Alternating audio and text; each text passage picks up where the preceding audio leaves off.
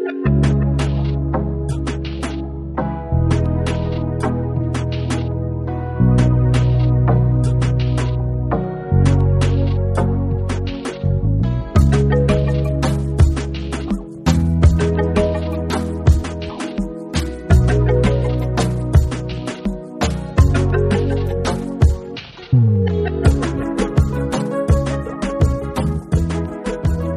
guys, welcome to Podcast Fandom Premium. I'm your host, Nina.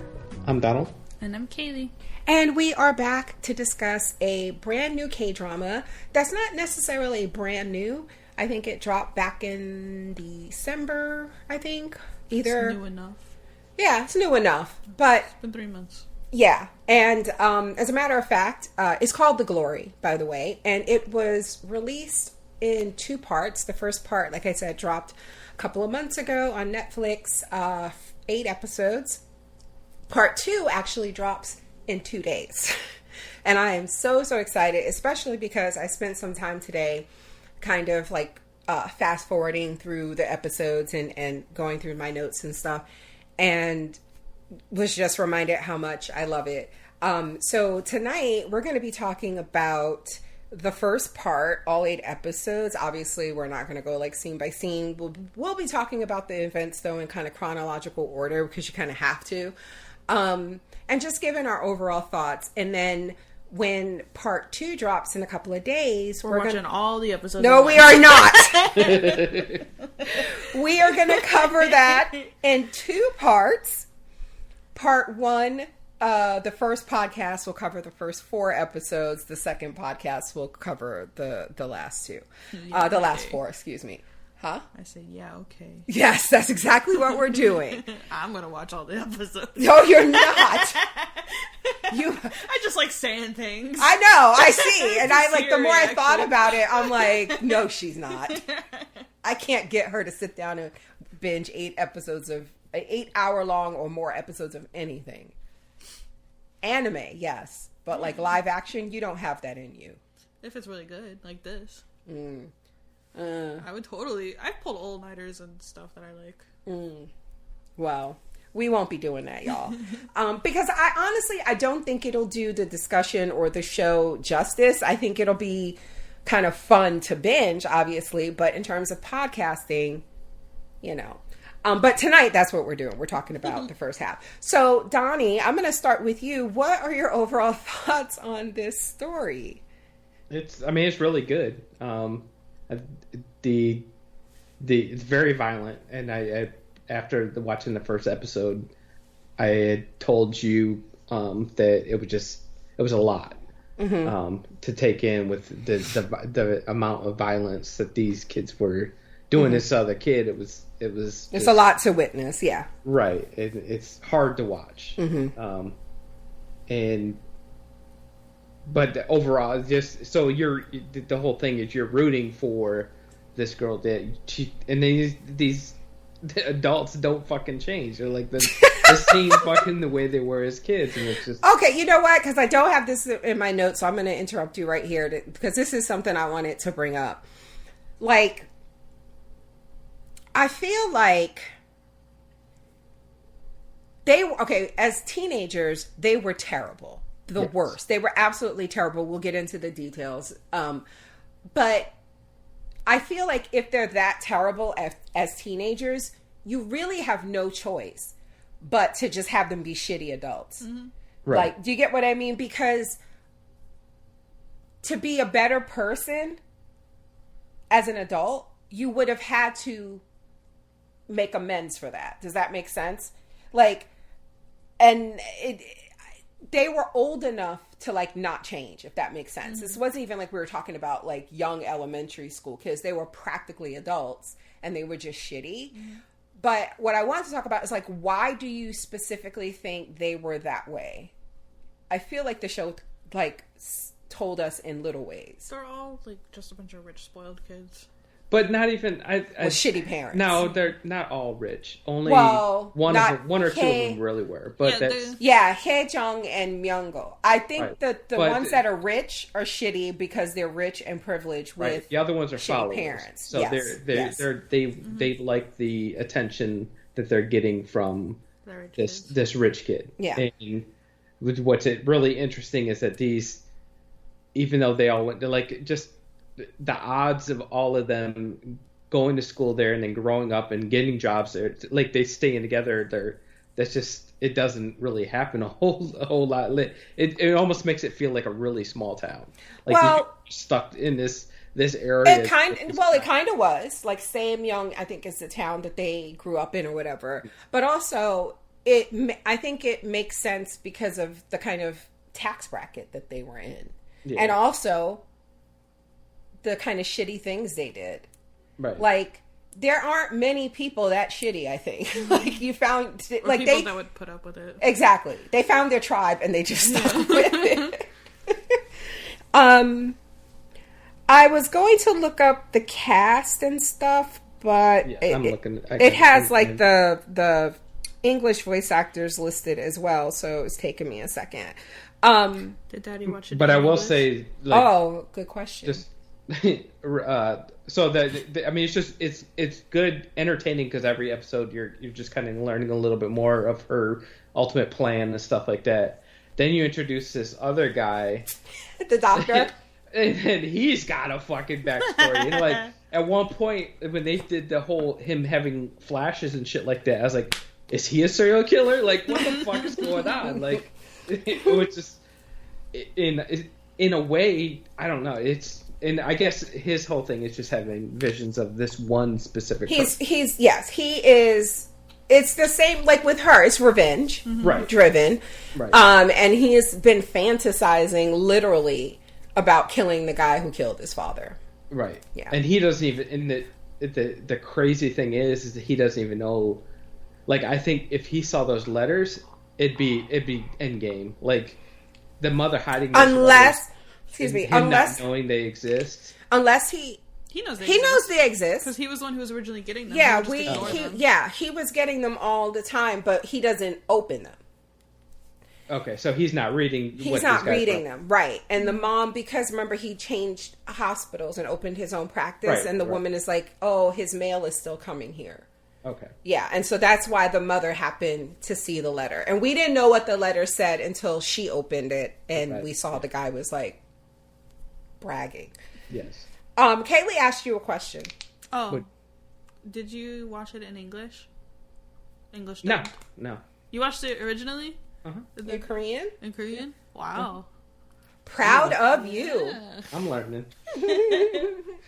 It's like no shade, because I'm going to see if he's in here, because he's typically in everything I watch. But I have a little Twitter Moot. Yeah, Moot. Who's a voice actor, and he's worked on a lot of... He's Korean, and he's worked on a lot of... I think he's Korean. No, I'm trying to think of his... I don't know all the Korean surnames. And I feel like there's a few, like, I feel like it's very distinct. Like, I can read a Japanese surname and know it's Japanese. Yeah. I can read a Chinese surname and know it's Chinese. Like, there's some that starts with X's, and I know the Zhao and all that. But every now and again, there's like, ooh, or yo, or something like that. And I'm like, okay, it could be Chinese, could be Korean. Mm-hmm. Okay. But anyway, he works on a lot of shows. He worked on Squid Game, and seeing his posts and knowing how hard it's been to have people of color, Asian folks in particular, doing English voice work for other Asian, shows. It's been really, really hard because it's typically been white people doing it. Mm-hmm. So I want to encourage people, and there are valid reasons for people to not watch subbed. Yeah. Some people just like the way your brain works. Yeah. Folks can't read There's at the same. I know who gets too distracted by subtitles. And they can't pay attention. Yeah, and that's valid. That's valid. And there have been times when, for instance, today I wanted to do other things, but I also wanted to have this on to refresh my notes. And I consider doing dub so that I could at least hear it, So I just want to say, yes, definitely support those folks. But I prefer, specifically because of the language learning, Korean. Okay. Okay, what about you, Kaylee? What did you think as we watched these 8 episodes? What are your overall thoughts? Well, I just want to say, originally the plan for this podcast was to do 1 episode at a time. And then... You're a bully. Yeah, we watched the first episode and I was like, I'm hooked. I want to see what happens next. So I, forced you into watching the second episode with me. And then I was like, okay, yeah, we'll just watch 2 episodes at a time. And then we watched more. And then you were like, okay, we'll do 4 episodes. And then record. The last 2, and then do 4 more episodes. And then... Well, because for a time, I thought it was 6 episodes. For some... Well, no. Because I think we knew it was 8 the entire time. Oh. But you were like, let's do 4 and then 4. And I'm like, okay. But then we watched more and then you're like, okay, we're 6 episodes in. Let's just do a podcast for the first 6 and then the last 2. And then we just watched the last 2. Yeah, then we just... Because of the way it ended. It was like, oh... And then I went on Facebook and I bullied people. I was like, if y'all don't watch this fucking show. So, the fact that I forced you to watch more episodes than we were supposed to obviously means that I really, really like it. Mm-hmm. And I was gonna say, I said the same thing for Flowers of Evil, which I ended up dropping. But I have high hopes for this. This has potential to be top 2 favorite K-dramas for me. Depending on how it ends. If it ends with her getting her revenge but feeling not satisfied with it, I won't be happy. I want her to get her revenge and be satisfied with I it. feel like she's been pretty consistent. Yeah. I don't want her to have a change of heart. I want her to do terrible things to these people. Even if it means terrible things happen to her, but as long as she's okay with it, then that's fine. But I feel like, because it's so common, I think this happened in another K-drama we watched, remember? I don't know, I don't want to spoil it, but Daddy hasn't watched it. It's one we watched, and it was a girl getting revenge. Okay, yes. And then, she gets her revenge, but something terrible happens to her, and then she just suffers, and it's yeah. Okay, I had to write the name down so she could make sure. Okay, and so it's yeah. I was it was just tragic, and it makes for good TV. Mm-hmm. But it's okay, I'm kind of tired of this because you can. It's so funny that you said that because I saw a tweet the other day that was. Because now on Twitter you can have multiple moving images, you could put 2 GIFs and a post, and it'll play one and then play the other. It was side by side those characters, so Dong-eun from this show and then the girl you're talking about from the other show, lined up and just basically saying how they're very similar. Yeah, they are very similar. But I just I don't care if it's boring and predictable. I want her to get her revenge and just have a happy ending. Okay. Well, we're definitely going to do predictions when we're done discussing this first half. Wait. Yeah. I do want to say, I also I didn't see it. I kind of saw it coming right before it was revealed, but I didn't see it coming at all. I really, really like that her love interest is also really messed up. Yeah. Just as messed up. Yeah. Yes. And I feel like we should have seen it coming. It makes sense because of the way we met him. Yeah. He had gotten in some sort of fight or something, right? In the hospital. Yeah. So yeah, we'll do predictions. I really like this. I love it. I am subscribed to a YouTube channel called The Swoon, SWOON, and it is promoting, it's about the K-dramas on Netflix. And so if you're into that, I would suggest you subscribe to the channel. They do a lot of fun stuff. For instance, they just put up a video this week of the cast of The Glory reacting to fan predictions and theories for part 2. So I was like, oh, I want to watch that. I think I'll probably watch it later. But anyway, that's how I learned about this show, because they'll put trailers and stuff. And so I always kind of save. And the trailer for this really didn't tell you anything.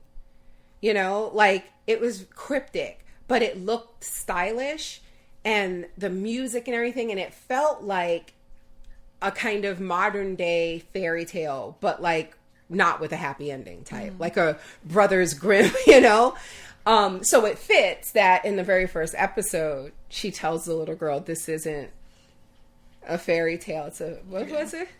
No, she said, this isn't, Oh God, I can't remember, but she basically tells her it's a story that doesn't have a happy ending. Yeah. Yeah.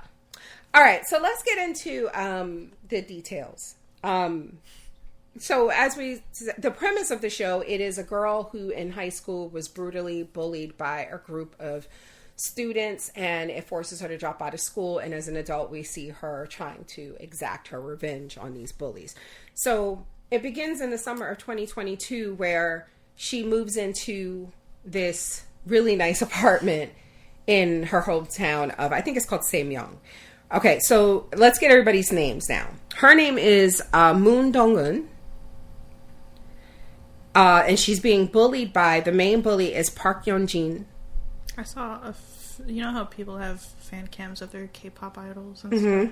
Someone made a fan cam of her from this show. Yeonjin? The main bully. Oh, Yeah. Jesus. And, like, people are like, yeah, she's really horrible, but she's hot. Like, I kind of get it. I'm the same way. Shut up. Even if the character can be really horrible, I'm like, but they're good looking. I hate her so much. So Yeonjin is the main bully. Lee Sarah is also a bully, and she's an artist, and she's on drugs, right? A drug addict. Yes. Choi Hae-jung. Yes, Hae-jung is the flight attendant.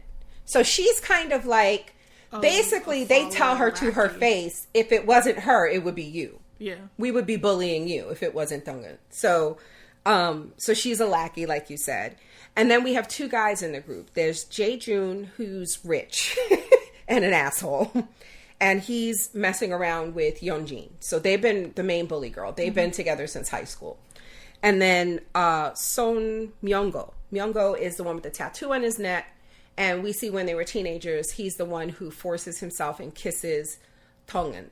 Now, I thought he raped her. He could have, and they just didn't. Right. But I'm not sure. Okay. So the show opens with her telling on them for the bullying that they were doing, including burning her with a curling iron, a hot curling iron. All over her body. All over her body.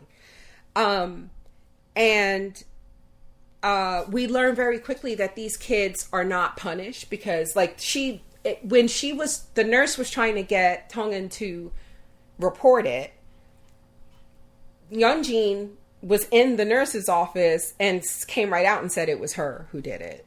And nothing was done because of the influence that her family has. I'm sure her family's putting money, like donating money to Exactly.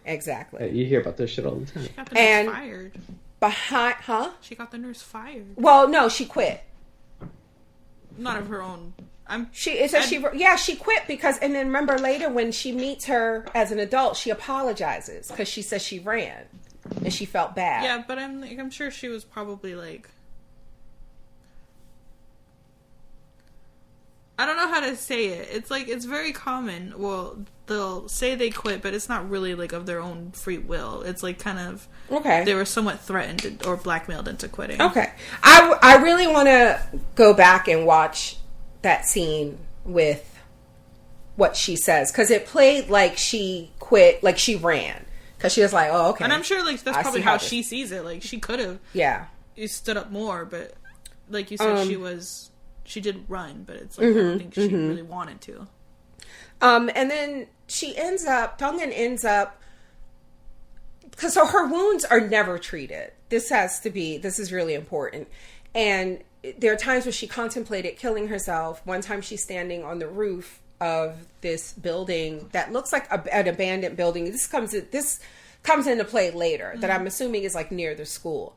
And she ends up taking off her clothes and just like lying in the snow because it feels nice. It soothes her raw wounds. Yeah. She does that a few times. Yeah. Oh God. I'm sorry. I just remembered a scene later after she talks to Jae-jun at the school, and she goes in the bathroom and she throws up, and then she starts rubbing her arm on her jeans and it gets blood like on her. So it's like, ugh.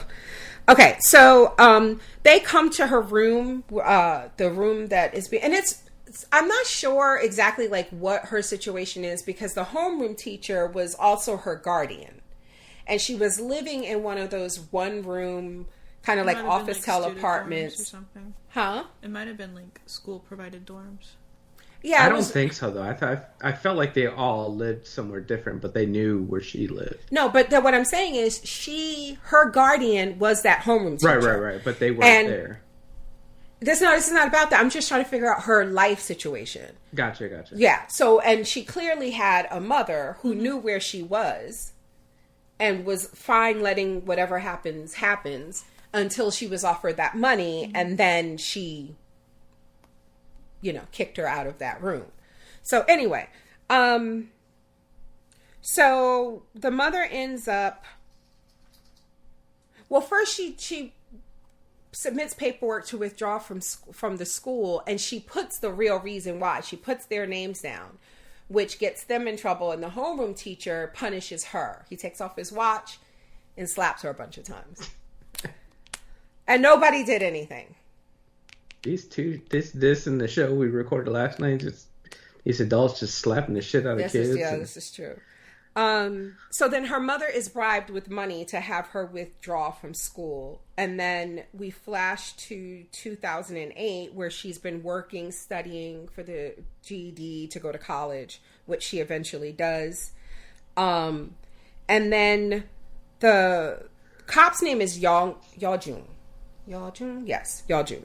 And they have a chance encounter in a cafe. Now, I'm trying to figure out, did she target him? Who? Dong-eun and the doctor. Because Did you call him a cop earlier? Did I? I think you did. Oh, my bad. I'm sorry. Like, who? Youngjun is the doctor. She has a chance encounter with him, like not really, because they don't really encounter each other. Yeah, they're in the cafe. In the cafe. That's the first time we see him. Yeah. And that feels weird we because... We were so confused because it felt like we were supposed to know who he was. Right. We were like, who is this? We were like, we know it's the guy from Sweet Home, but like... yeah. But why? Why are they treating this like we're supposed to... It means something that he's standing here. So... Like, are we supposed to know who the guy he's talking to is as well? And then they end up meeting when she faints after tutoring. Remember when the boy she was tutoring asked to see her tits? And it turns out she records all of her sessions because she don't trust people. She know high school kids are the worst. Mm-hmm. Oh, and I do like in that scene, she said something like, I always wonder how people, they know, like basically like she looks like a target. An easy mark. Yeah. Something like that. Okay, but anyway, so the reason I asked, do we think she targeted the doctor? Because they did the same thing with her and the husband. Do-hyun, I think his name is. So yeah, she targeted him. She targeted him, and the first time we saw him with her was in the bookstore. And she was reading, and now we know... They're reading the same book. They're reading the same book about how to play Go. Yes. So... It's Go, right? Yeah. Okay, yes. So, do we think she's targeted the doctor? Like, maybe she knows... Well, I don't know if they ever really told us that, hey, this guy's well-known Go player. Like, she would have to know he was really good at Go. Or... Who was we talking about? The doctor. Because remember, he taught her how to play Go. Is that why you're... Oh! That's the only thing... At this point, that's the only thing she gets from him is how to play this game. Okay. Really. Oh, yeah. But what I'm getting at is... There's that. Yeah, I did forget that he taught her that. But what he's doing now... And the fact that he's a little fucked... Unless she's somehow... his therapist. Mm. She somehow... act as therapist. I don't know because I don't. You think it's okay? That's fair. I think it's coincidence. I think it's coincidence if it's anything she targeted him to teach her how to play Go. Like other than that, there's I'm just wondering. I don't think she would know anything else. Because they met because she like that feels chance, like a chance encounter. But the fact that we know that they actually were in close proximity before, and we know her style, and he's now committed to helping her do this, and he's someone who's in a position that can help her in several ways, because of his job. So okay, Just throwing it out there. Sorry, my notes closed. Okay. So then we're in 2012, and this is the summer. And they're adults, and Sarah is still on drugs. Young-go now drives for Jae-joon and, like, picks up his dog shit, and he's basically still a lackey. Yeah. Right. Right. And he's a drug dealer. Right. Hae-jung is a flight attendant, and they're basically what she said they were going to be. Remember before she leaves, before Dong-eun leaves, and she says, you said in your, like, yearbook thing, you want to be a mom. And at one point, she was like, yeah, she's going to be a flight attendant. He's going to inherit the golf course.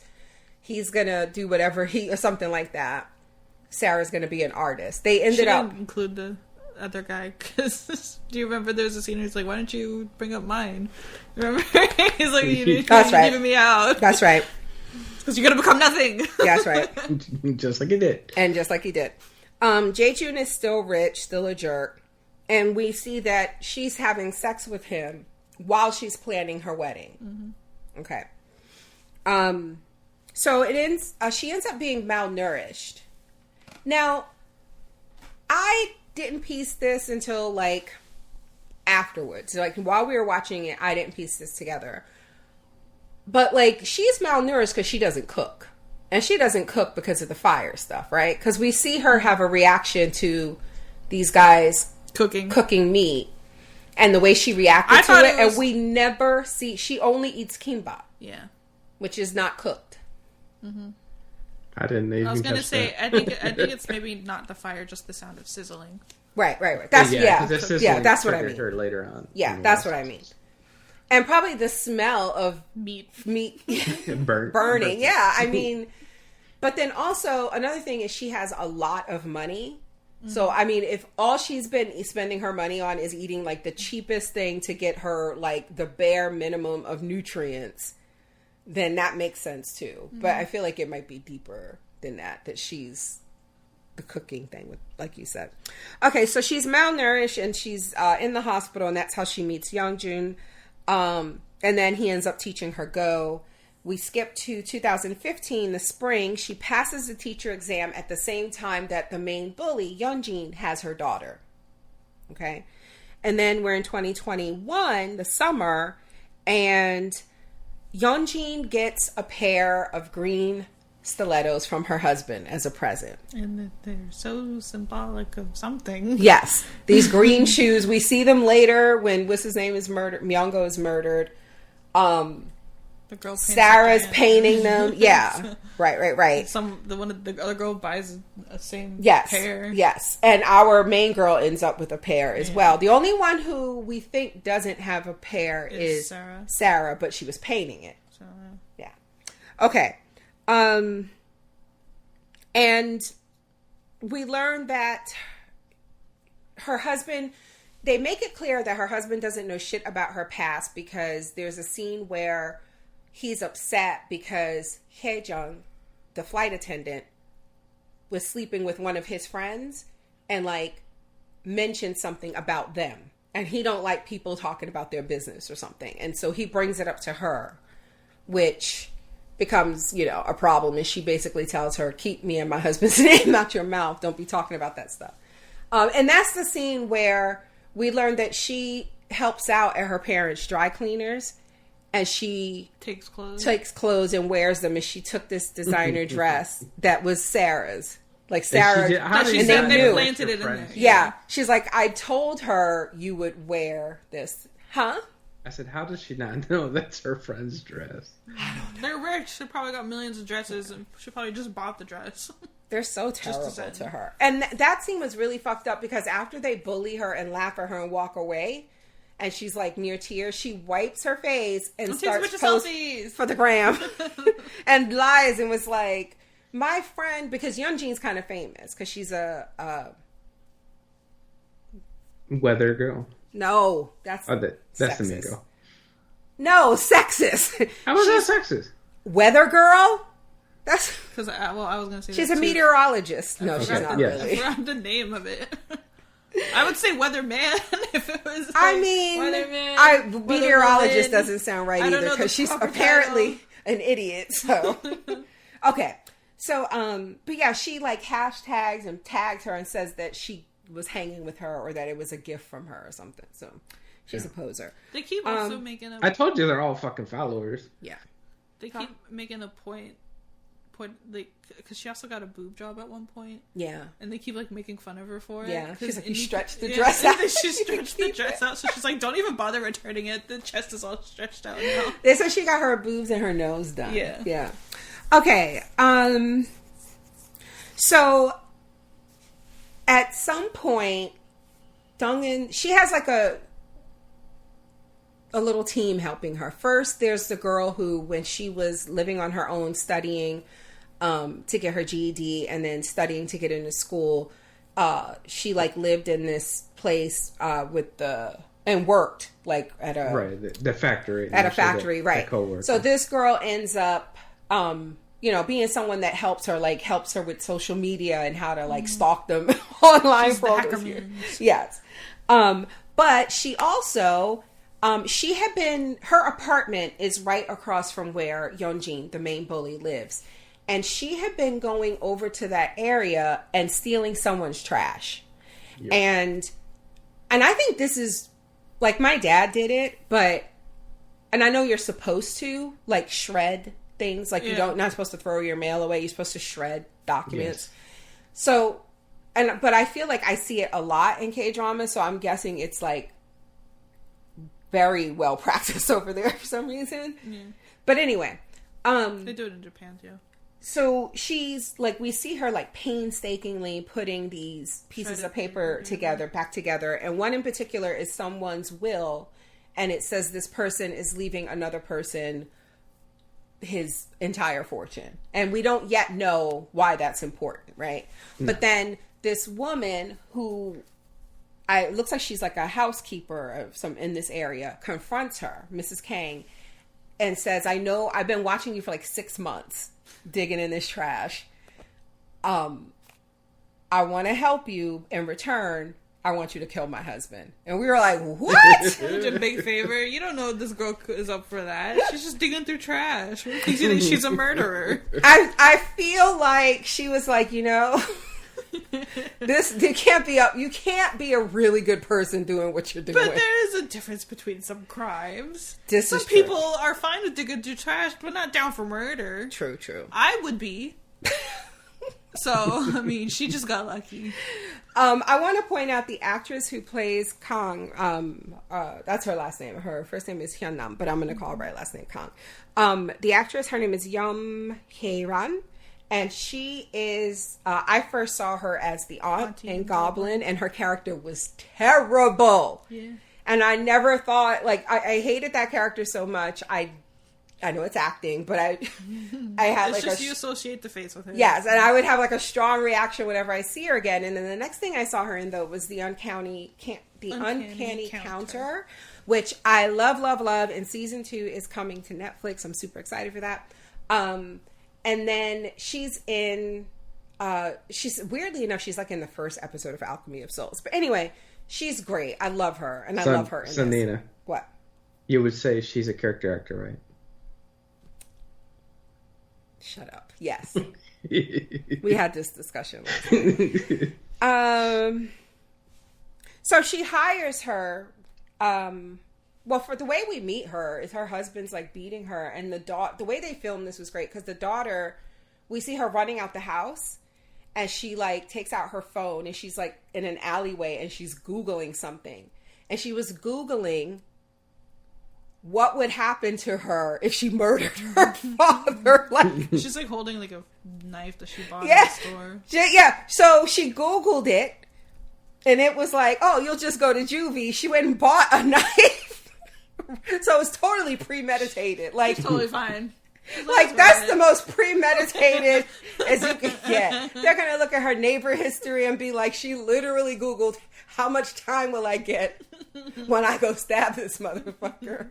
Then went and bought a knife, came back. Oh my god.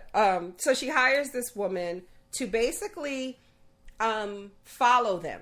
the bullies and just report information to her. Take pictures and... She had to teach her how to use a camera, but she told her to learn to drive and then gave her a car. We saw her take the driver test. Mm-hmm. That man was fighting for his life. Surprised she passed, remember? But I want to ask, we never really saw her husband again after that scene, so we don't know if she and her daughter still live with him. It's weird because I feel like they never even mentioned him again. But we do see in one of the times that they're meeting, she has a bruise on her face, and I wasn't sure if this was from that initial scene. I remember thinking, or is this a fresh bruise? And then later, there's that scene where she laughs at something, and she was like, "What? Just you think a bitch who gets beat up can't be funny or something like that?" It felt like it was ongoing, but I don't know. Because I thought she would have, like, the main girl, I thought she would have at least done something to prevent her from continuing to get beat up by her husband. I hope so. All right, let's go with that. That feels right.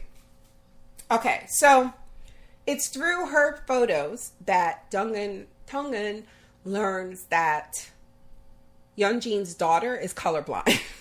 And this is important because she knows that this other guy's colorblind. Yes. Jae-jun. Mm-hmm. Yes. The main rich guy that she had been fucking since high school. Still fucking planning her wedding. Mm-hmm. Still while she's married. And apparently it looks like he is the father of this little girl. Right? So, the husband, I think his name is To-hyun. He, again, loves Go. He goes to this Go club and he sees the teacher there. Oh, we don't know she's a teacher yet. She's studying to be a teacher. Girly. See, I did not know who this guy was for the longest time because I must have, like, I was like, who? No. I think we kind of had that issue too, right? Like in the beginning, we were trying to figure out, like, we didn't. Well, is this the husband? Like, I think by the time he entered the Go Club and saw her for the first time, we knew that was the husband. Yeah, I did know. So he sees her over there playing, and this is so great because she does not acknowledge him at all. Mm-mm. Never looks up. Just plays. Mm. Okay. Which is why we thought, it's a coincidental meeting. Yes. But yes. It wasn't really. So she ends up running into the doctor on the train. And remember, some years have passed. He's taught her how to play Go. And then she was basically like, I'm done here. And then she ghosts him. And he does his military service, comes out, and he's now a doctor. And we later learned he was like you said, she ghosted him, but he was texting her all the time for years. Yep. With no response. It was like once a year, too. No, it was like several times It was every few months. Yeah. Okay. Yeah. The dates were... Yeah. It wasn't like every day. That'd be weird. No. It was like every once in a while. You're like, hey, like holidays and stuff, and just saying hey or whatever. So...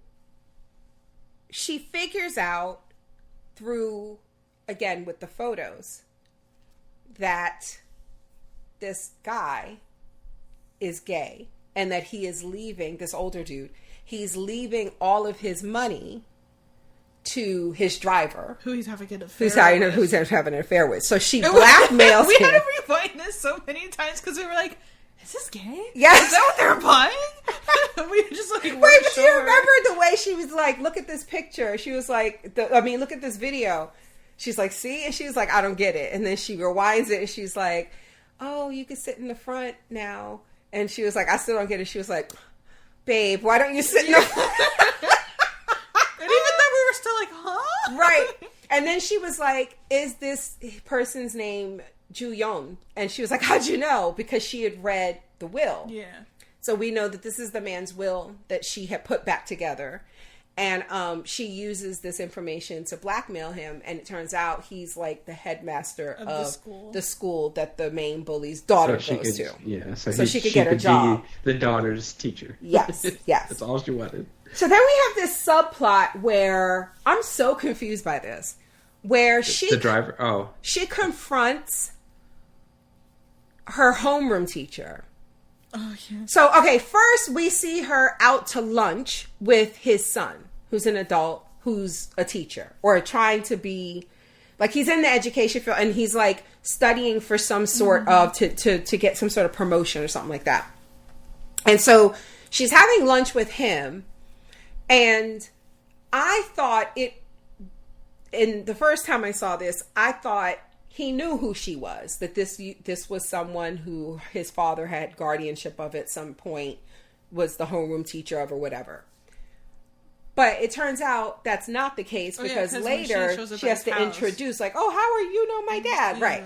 So here, it was just like they were colleagues, right? Because she was they met when they were right. studying.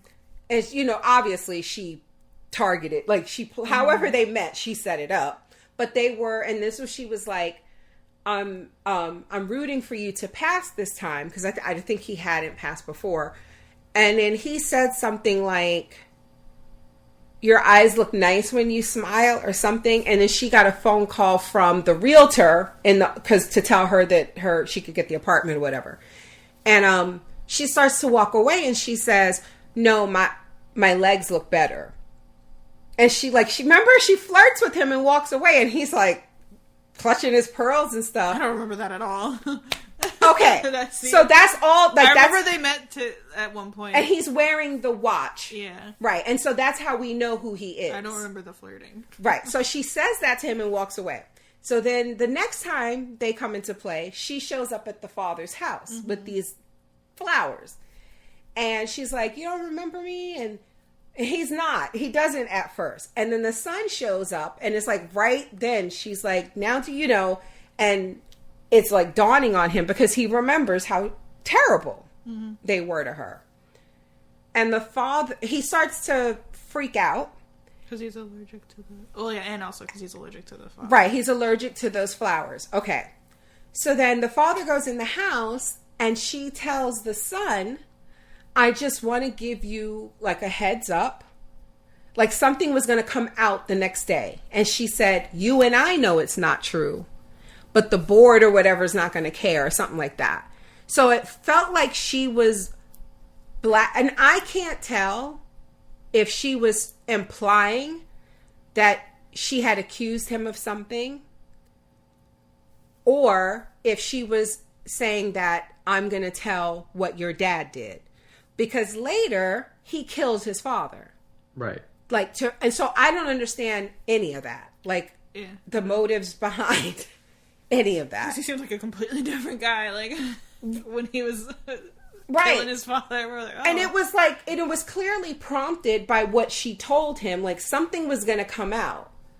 And he felt the answer was getting rid of his father. So I was like, did she threaten to tell what the father did to her? Yeah, because I think that would hurt his career. Yeah, I was going to say, I remember saying something about it ruining his reputation and career. Okay. As well. So it was like, so he kills him, but then she didn't release that, though.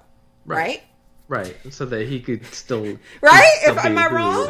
I was just going to say... Whatever she threatened him with, she didn't do it. Right? I don't know. I was going to say, I remember before we saw him kill his father, we saw him being wheeled away in the ambulance, and we saw the son crying, bawling, sobbing after him. And then we found out he killed him, and we're like, oh, he's a good actor. He was like, Appa! Appa!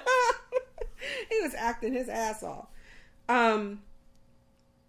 Okay, so then she tells Myung-go that she'll give him information that he can use to blackmail one of his friends, right? With a bunch of money in exchange for something. And it turns out it's Jae-jun's hair, because she's now got this thought in her head that this is the girl's real father. So she gets some of the hair, right? And she shows up at the school when Yeonjin is going to get an award. Right. And they made all the students attend, and it's like, why? Yes. The students weird. don't know these people. Some rich girl that used to go here. Watch her get an award. Yeah. Okay, that's true. It's like, well, I don't get it, but okay. My favorite part of this is, like, you know, they're shook, and, Sarah kept calling her Sohee, who is important later. Is the other and she was like, no, this is the other one. And she's like, I thought Sohee killed herself. And this is so terrible because what they did to those two girls scarred them literally, mentally, figuratively for life until this one girl's, and to her, she couldn't even, they're like the same person. Interchange. It don't matter to her. Don't matter to her at all. She was also probably really high. Absolutely. Yes, it's true. So then, the other thing I love about that scene is when they like confront her about like, trouble or, to leave them alone or some shit. Jae-joon says, he goes, oh, in the past you were like black and white. Now you're all colorful. And so then like they go back and forth a little bit more. And then she says, well, it was good seeing all of you. And then she goes, oh, by the way, how would you know what colorful is? I love that. Okay. So it turns out she's the daughter's teacher, which it felt obvious this is where it was going, especially because in the first episode, there's that whole exchange with them. And we were like, is she going to hurt this child? And it just showed like a bunch of shots of the classroom as well. Mm-hmm. Yeah, throughout. Yeah. So I'm like, she's probably going to try to be your teacher. And I remember we were trying to like figure out, like, I don't know about you, Donnie, but when you realized that, did you think she would, or do you think she would hurt this little girl? No, never. Well, she's hurting. She's splitting up the family. I mean, she only wants to hurt these main people. Right. So if anything, the daughter goes with the father because the father hasn't done anything. She has no beef with her, not the guy that's fathering her right now. Right. She has no beef with him and the daughter. So I think her ultimate game is to get them two out of the picture. You should have seen Kaylee's face when you were like, no, I don't think she would. Kaylee was like, Because I was going to say, like, no. I don't think she's going to unless she deems it necessary. I feel like she would use it as like a last resort. Because I don't think she actually really cares about that little girl at all. I don't. She shouldn't. No, she doesn't. She doesn't. But I just can't see her. Like she has revenge against these kids. Mm-hmm. I do think overall her goal is to, like Daddy said, to get these two away from her because she's really just trying to. Yeah, she says that, right? Like I want her to have no one when this shit comes out, right? And it's coming out. Like I mean, she was purposely setting it up, like giving this guy information that yes, this is your daughter, and like just putting the seed out there. And that's all it took, that little seed. And he had no chill. Both fathers at the school. Once he got that blood test back, he had no chill. He was trying to be the best dad ever. He was at one point. He was on the phone with somebody. And he was like, "I'm out of the country at a family emergency or some shit," and hung up. And like he was like focused, like he's gonna spend.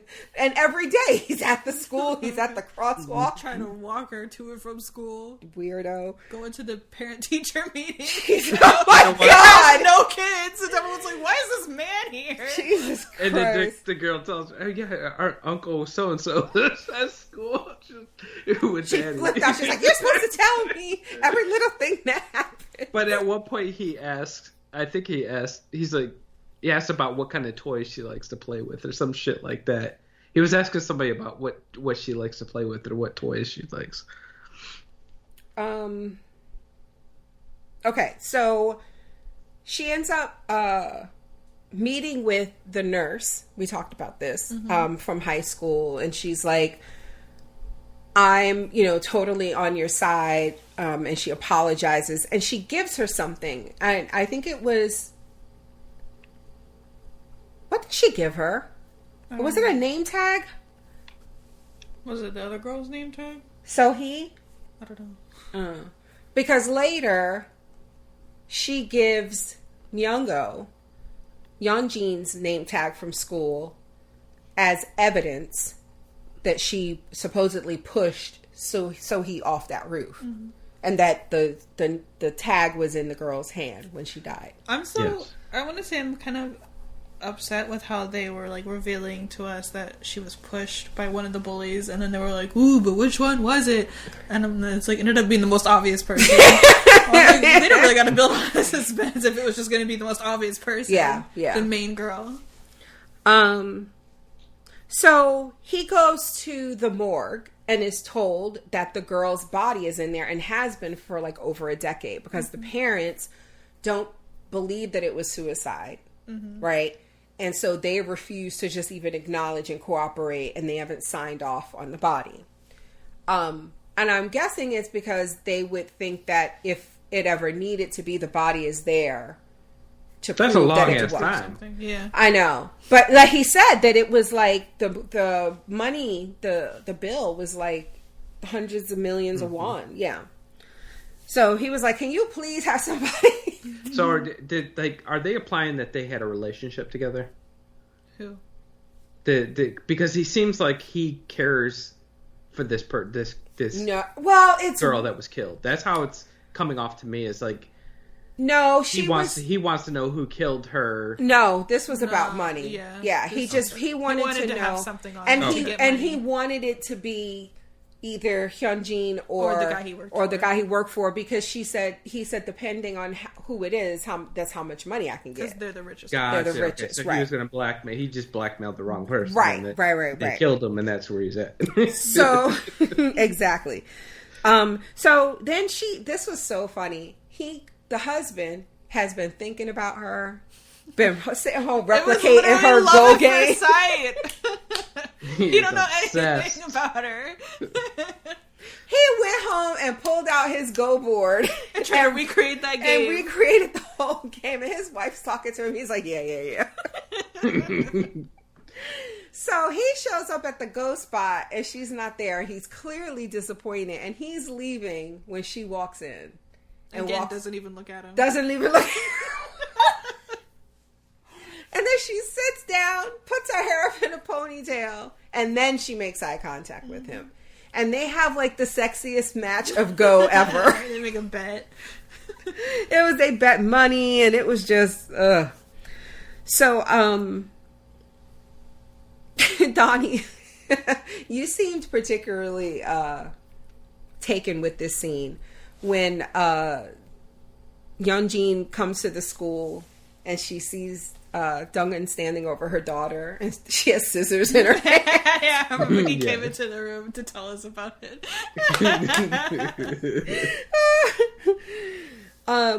So it was just the mother stood at the door and she was like freaking out with her little head peeking through the window.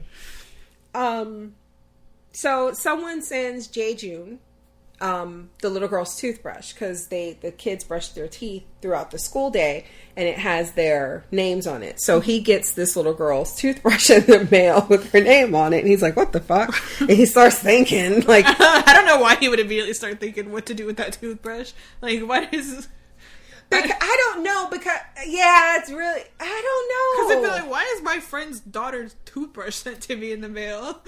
I guess because after that's when he started asking questions, right? He's like, so when was she born again? And so I don't know, his brain went there. Meanwhile, Yeonjin is so shook that she suggests sending that girl to America to go to school. She's like, I'd rather she get shot in the classroom than be here when my dirt comes out. And the husband's like, are you stupid? You're not sending our daughter to America. She's like 6. He was like, unless you're going to go with her, right? And she goes, no, I don't want to go. He said, then it's even weirder. She has no chill, by the way. Like, she just goes right in.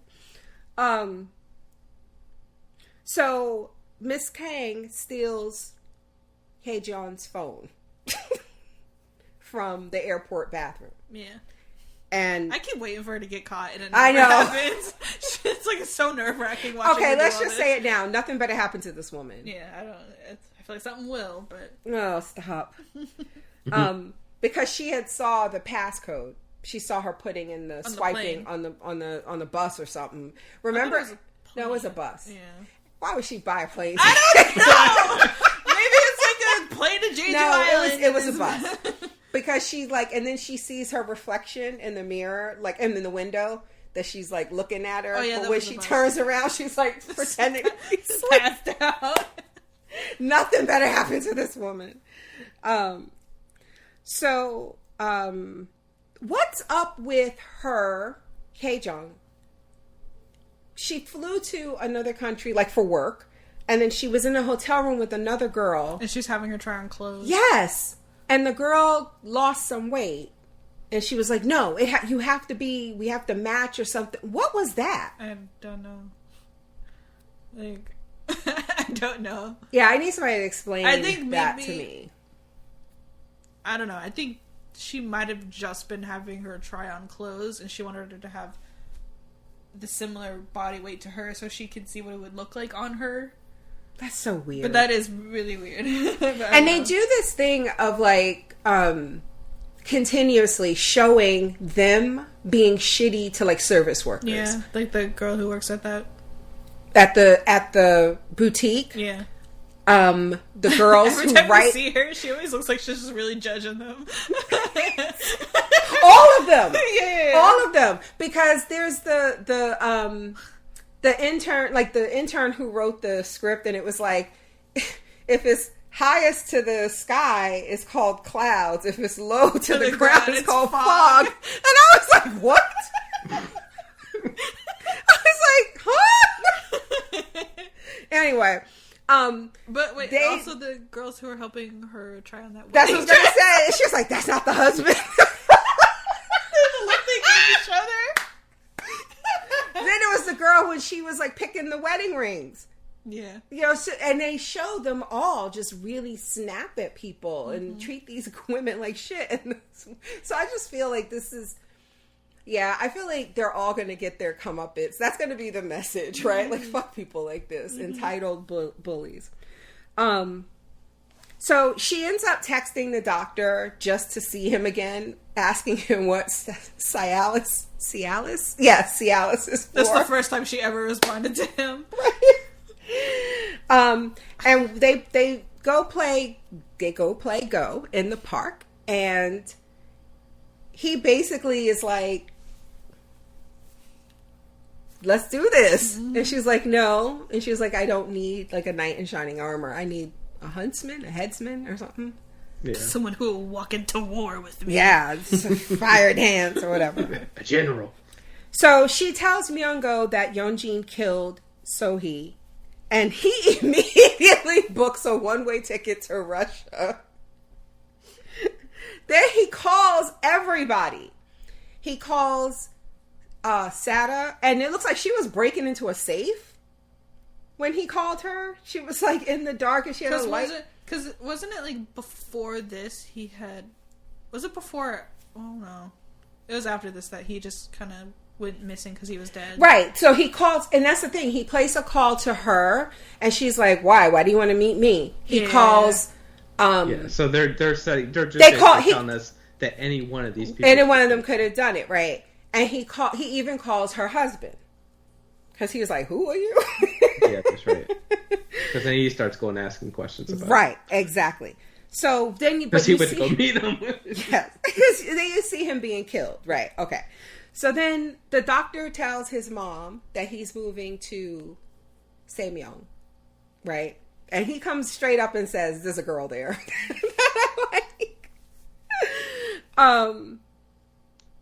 Let's see. There's this, I don't know where this is going to go. The weird teacher with the weird haircut who is in Attorney Woo. Yeah, and he has the same face as I keep forgetting the actor's name, but the guy who played Hannibal Lecter.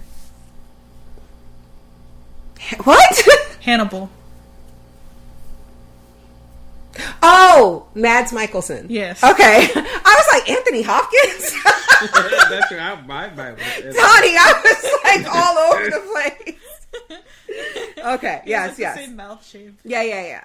So there's this weird thing where he basically like antagonizes her because he thinks she got the job because she's fucking the old guy. Yeah. Right. Who's gay. Yeah. Yes. He's just a man, a weird man. Yeah. Okay. So everybody's looking. His business. Everybody is looking for Myung-go, right? The Mrs. Kang calls Dong-eun, she's in her car and she's like, you're being followed. And she sets up where the guys purposely like crash into her. So that she has to confront. So she has to, right, get contact information. She agrees to pay them. But then she confronts Mrs. Collins. She's like, why are you following me? She goes, no, I was following Jae-jun and he was at the school because he's being a fucking creeper. And that's when I saw them guys follow. I saw you leave and they were following you. So I stopped following him to help you out, bitch. But she didn't say it like that. Yeah. But she tells her, you know, I got just as much dirt on you that you got on me. Like threatening to go tell her husband, you know, what she's doing. So anyway.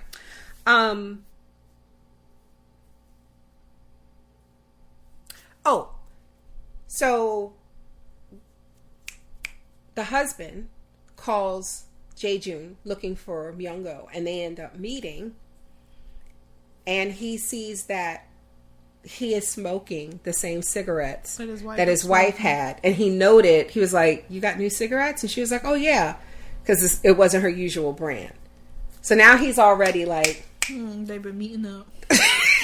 They've been meeting up and smoking.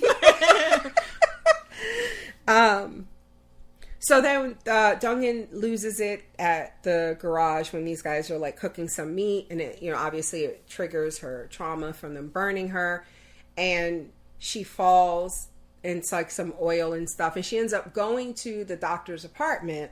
Still covered in oil. Right. And telling him everything. And then she shows him the scars. And then he says they're injuries. Like he corrects her when she says about her scars. At first, like before she shows him, at first he's like, revenge isn't the answer. You're gonna regret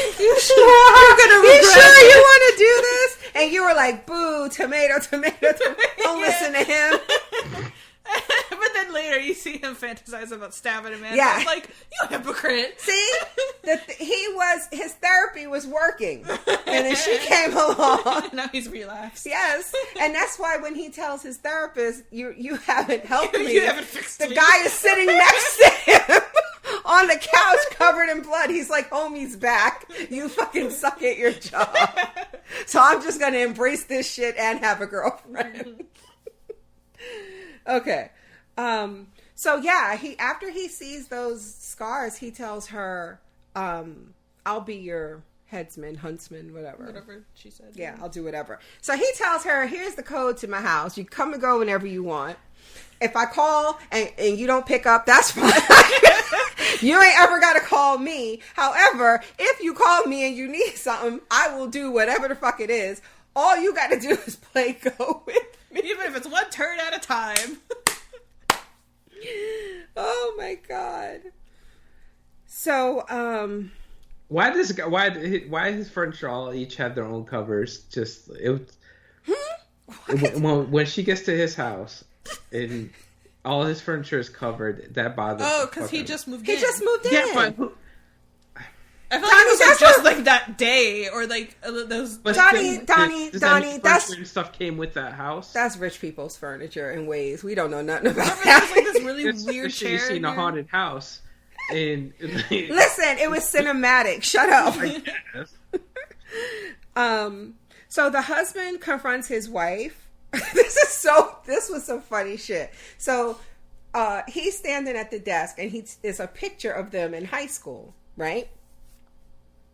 And she comes in and she's like, oh, look at you taking a trip down memory lane. I wouldn't think that you would pull these out, for no reason. And he goes, these are your friends in high school, right? And she looks at the picture and I was like, bitch, you didn't have to look again. She's like,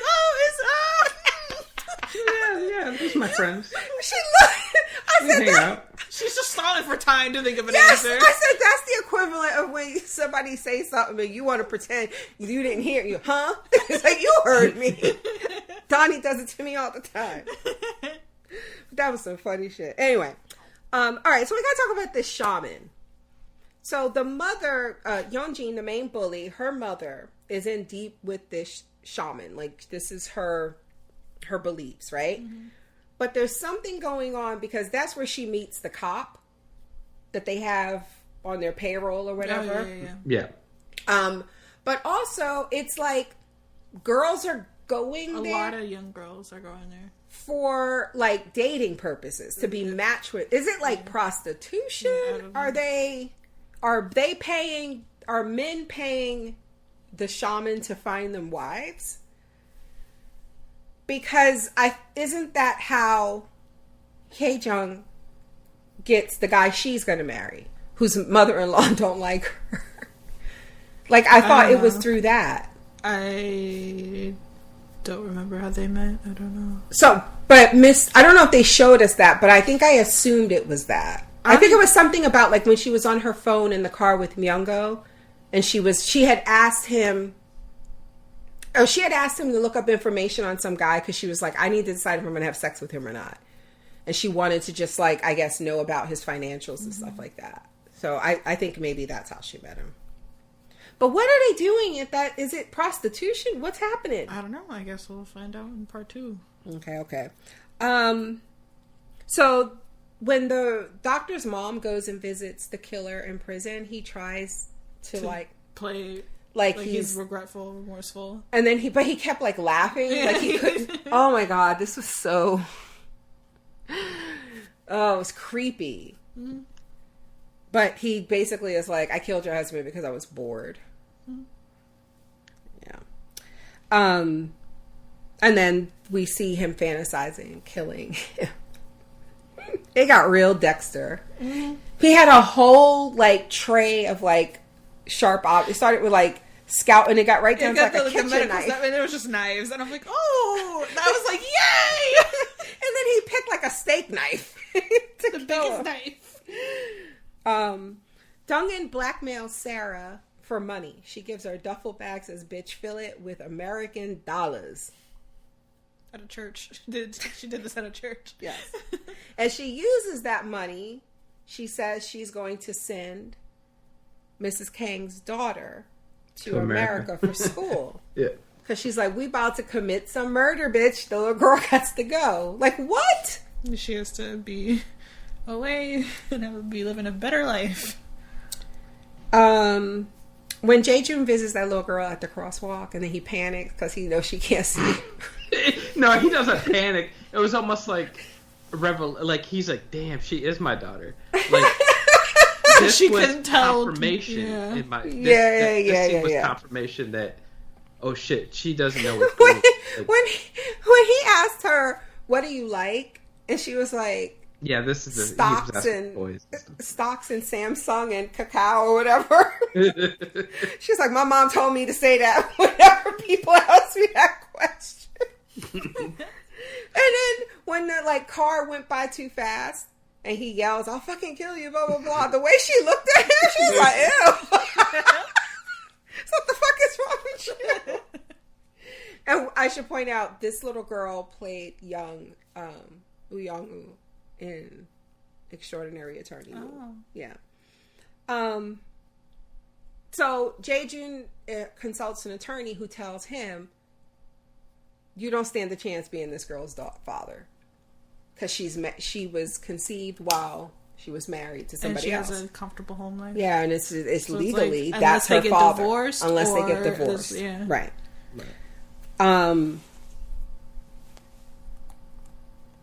So Mrs. Kang follows the guys who pick up the money, who hit her in the car, and it leads back to the cop. So that's when she told Mrs. Kang, shit's getting real, and don't ever follow this cop. And then we learned that she knows the future mother-in-law, Hae-jung's future mother-in-law, who can't stand her. Oh my gosh, he hates her openly. But her son is the other rich kid, right? No, her son is that man that showed up when she was picking rings. And he was wearing like this gaudy shirt, and he was like upset because she wasn't wearing high heels. Because she wants her to be taller. Okay. Right. That's right. Okay, so she's marrying him, and that's why because she didn't care. Remember, like, she just wanted her ring to be bigger than Yeonjin's. Right. And he agreed to let her get the biggest ring, and he was like, my mother doesn't eat meat when you go out to eat with her. And then the next thing we see, she's getting like a pap smear because she had to turn all that over to the woman. Mm-hmm. Like, yes, because she was like, "What?" On her coochie. Yes, it's like, this is terrible. So she shows up because how does she know this woman? She's just like, yeah. We were like, how does she just happen to know this woman? And she was like, be on super good terms with her to the point where she said out loud, "Why couldn't my son be marrying her? Instead, I got this bitch." So Jae-jun confronts Yeonjin about the little girl being his daughter, and he chokes her, and they have sex. And it's clear she's only doing it to appease him, so that he doesn't open his mouth. Mm-hmm. Yeah. And all she cared about was, she's like, if you bust a blood vessel in my eye, I can't go on TV tomorrow. So, we're almost done. So, Dong-eun makes Haejong her bitch. She pulls her into an alleyway. She's like, how do you know my future mother-in-law? Can you please just forgive me? Please, please. She's like, bowing. Nope. Right. Because nobody can find Myungo. So she's like, I think she says like another butterfly, that whole chaos effect. So she's like, I need another one. So she goes and she gets her to do her bidding. Yeah. And then she tells Jae-jun, after he shows up, when he walked in, that Daddy Day conference thingy, whatever the fuck that was, he walked in just this bold. My husband was like, "You got a kid here?" And he's like, "No." It's like, you can even lie? That's like, he's like, "I'm meeting a friend." And then he's looking at all the other dads. He goes, no, not none of them. And then she walks in, and it's like, oh my God, there's so many things happening. It's the husband's first time seeing her. Yes, they're finding out that she is his daughter's teacher. Yeah. So after that whole encounter, she gives him one of the daughter's painting or drawings or whatever, and basically tells him, siding with me is your best bet in getting your daughter, because the lawyer told him they need to get a divorce for you to stand the chance. So now he's like, oh, they have a common goal. Exactly. Common goal. Break up this marriage. So he is absolutely going to tell her husband that he's the actual father of this girl. Yes. I feel like he's already, because that's going to be his option too. Huh? Right. That's going to be his trying to get them to divorce. Mm-hmm. And he's piecing it together. Mm-hmm. Yeah. Because he's not really trying to hide it. Mm-mm. He's like, he's being way too cocky. Oh my God, this is going to be such a mess. Oh, Friday can't get here fast enough. Okay. So then the husband, Do-hyun, gives Haejong a gift, and like an expensive gift.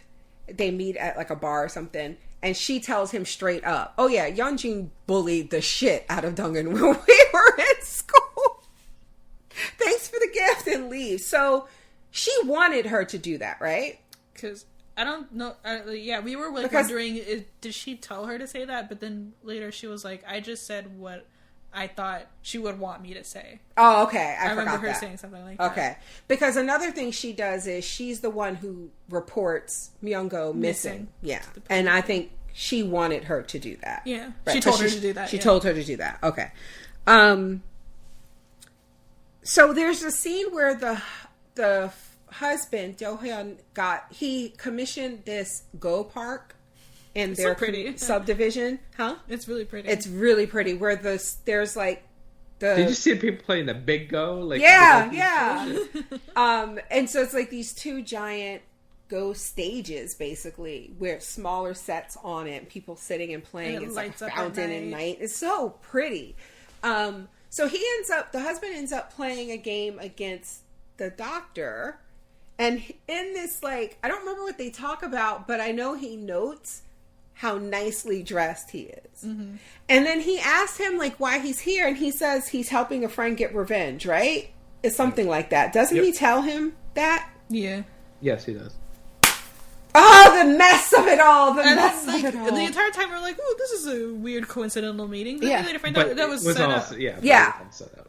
It's so like there. She's just like feeding him, and he had that big bag of little rice treats, whatever it was. Oh, I forgot that. Now I want candy. So then he confronts her in a roundabout way about the bullying his wife, and she basically tells him, "You need to leave well enough alone. Like, don't go asking questions you don't want the answers to." She's totally overestimating his devotion to her, his desire to keep this unit the way it is, which is fucked up. And because she finally realizes she loves her husband when homeboy asks her to run away, right? She's like, oh shit, no way. So she really has a lot to lose. Because if it was just, fine, I'll go off with him she has a lot to lose. Okay.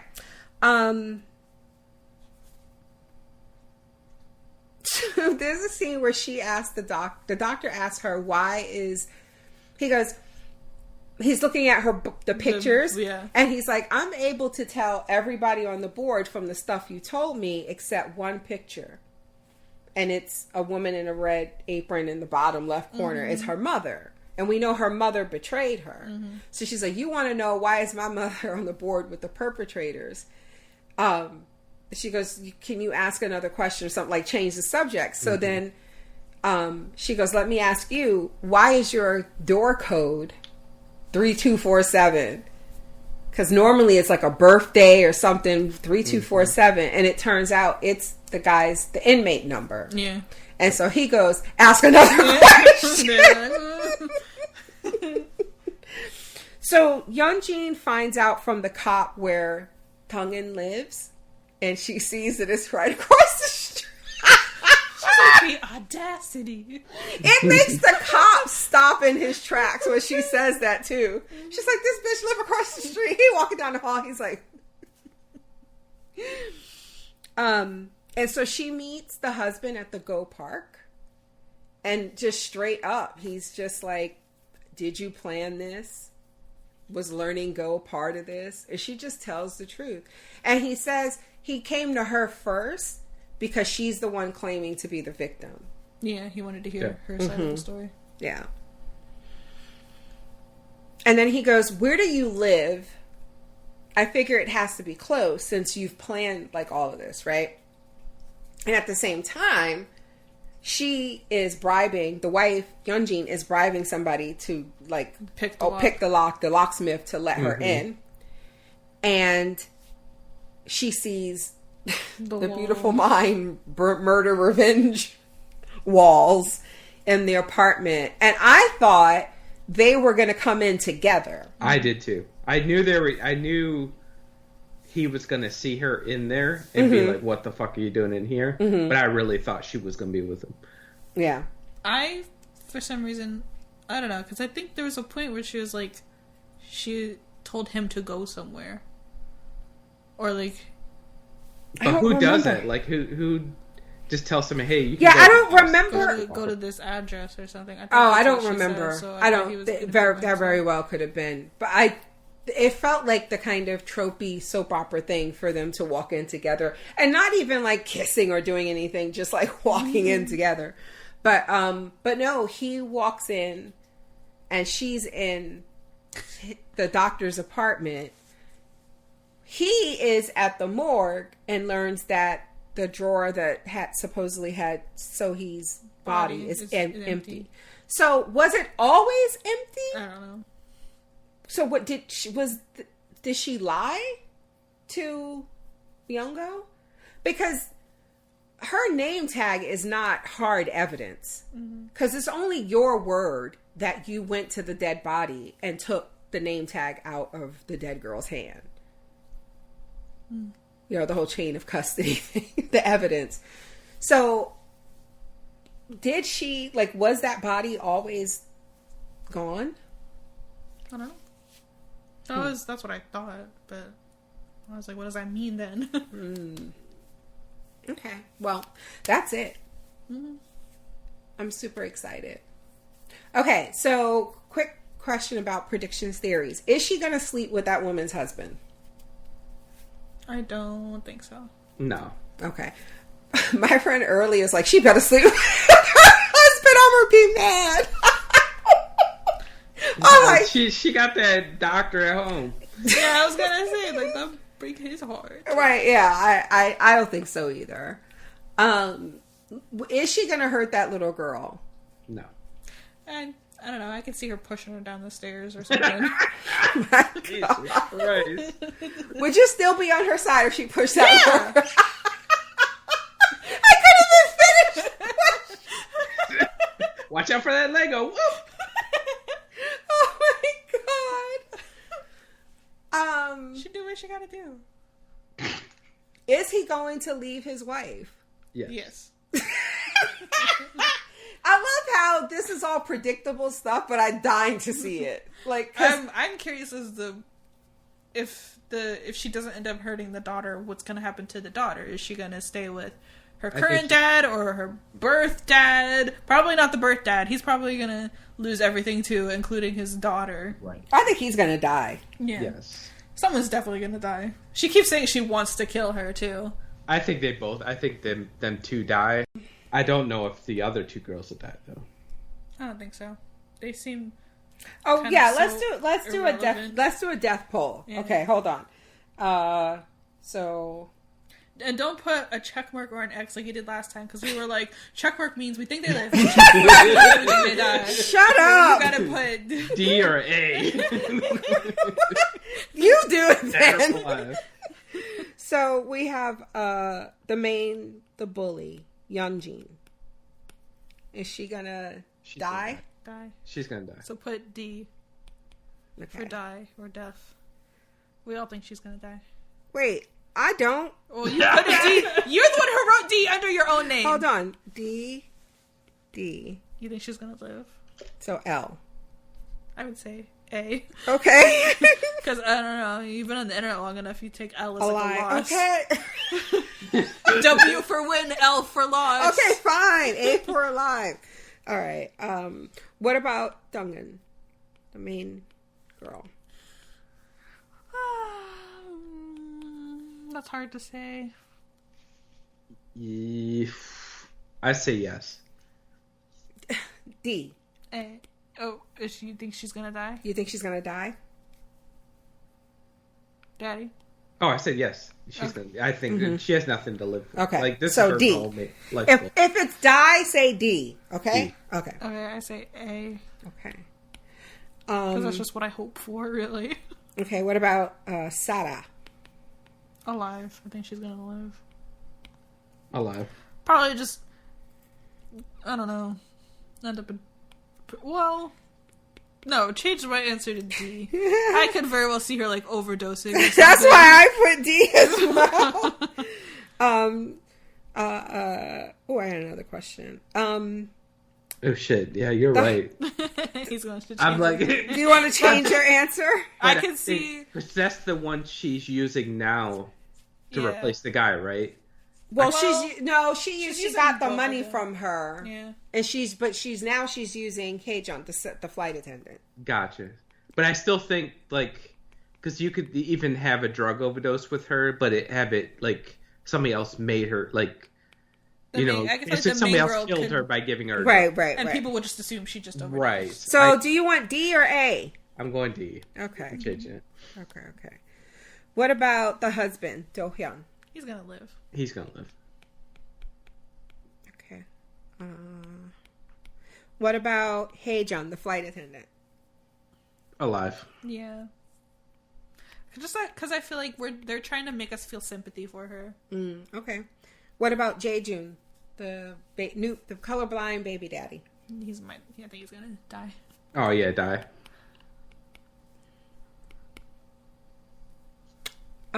What about the doctor whose name I keep forgetting? The doctor. He'll live. I don't want that to happen, but I think he's gonna die. Oh Jesus. What about the daughter? Live. She'll live. Kaylee's like live but hurt. Alive but injured. You're terrible. Who am I forgetting? What about that nosy ass fucking landlady? Why does she own so many properties? Well, first let's do the girl helping her. Kang. Yeah, Kang. Oof, that's a tough one. Oh, my stomach hurts. Yeah. I'm gonna say Liv. I'll say Liv. Just because I want her to. But she's starting to get nosy and shit. She gets too close sometimes. Okay. I would just want the best for her. Okay, so now I have a question. Is she going to kill Kang's husband? Yeah. She said she promised she would. Yes or no, Donnie? Yes. I said no. Oh, did Yeonjin kill? Did she really kill Myungo? Yeah. I feel like they revealed that to us that she really did. I know. There's like, I don't know if this show's doing red herring type shit though, right? Like, because she had the cut on her foot. If you're asking us that, then you should also ask, did she really kill the girl from high school? Right, we will. Okay. But, like, again, they're making it a point to show that they all have those shoes, basically. So, I'm just asking. So did she kill, I'm going to put... Because you remember that scene of them on the rooftop when they were all talking about him? Talking about who? Him. After he went missing. They didn't know he was dead yet. Yeah. They were talking about it, and she was like... I can't remember what she said, but there's a point where she turned around and her just face completely changed. Yes. And we were like, that has to be confirmation, right? But again, I don't know what what type of writing they're doing here. Okay, so did she kill Myungo? You're saying yes. I'm saying yes. Donnie? That you're saying that they killed the girl, right? Did Yeonjin, the main bully, did she kill the guy? Myungo, the driver with the tattoo in his neck. That's what the show is implying. No. Okay. Did she kill the Sohee in the past? Did she push? I think so. Yes. Damn. She's got 2 bodies under her belt. No, I think the rich guy, the real baby daddy, is the one that killed him. But it should. Wait, what? Well, he thinks the colorblind guy is the one who killed him. Killed who? Killed his own driver. Oh, okay. Gotcha. And I was going to say, it made a point to show us someone running away in the green heels. And the green heels, right. But it could have been like just, maybe she's an accomplice. But I will say she was the only character never looking for him. Yes. Like, they all genuinely, when nobody was around, they were all like, they showed you them trying to call him when there was no reason for them to be doing that for show. She's the only one who never did. She also had that foot injury, and we were like, how did she get that foot injury? Exactly. No, hey, you guys broke it right then. You want to change your answer? Yeah. Okay. So I think that's it, right? Wait, does she get her full revenge?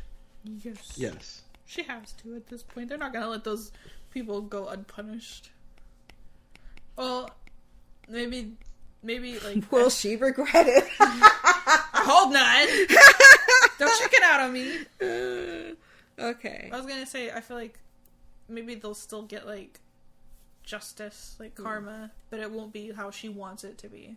Okay, she wants one last to kill question. them. She keeps saying she wants to kill her, and I'm like, yes, girl, go for it. She wants to take everything away from her and then kill her. She said jail is not enough. Oh, well, she did say, like, let's die together, right? Yeah. Didn't she say, like... Which brings me to my final question.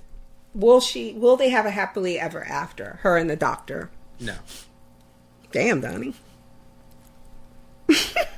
No. I know how K-dramas are.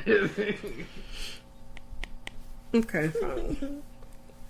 I wanted to put yes, but I'm going to stick with that. All right, so that's it. Thank you guys for listening. We'll be back, in a week with the first 4 episodes of the final part of The Glory.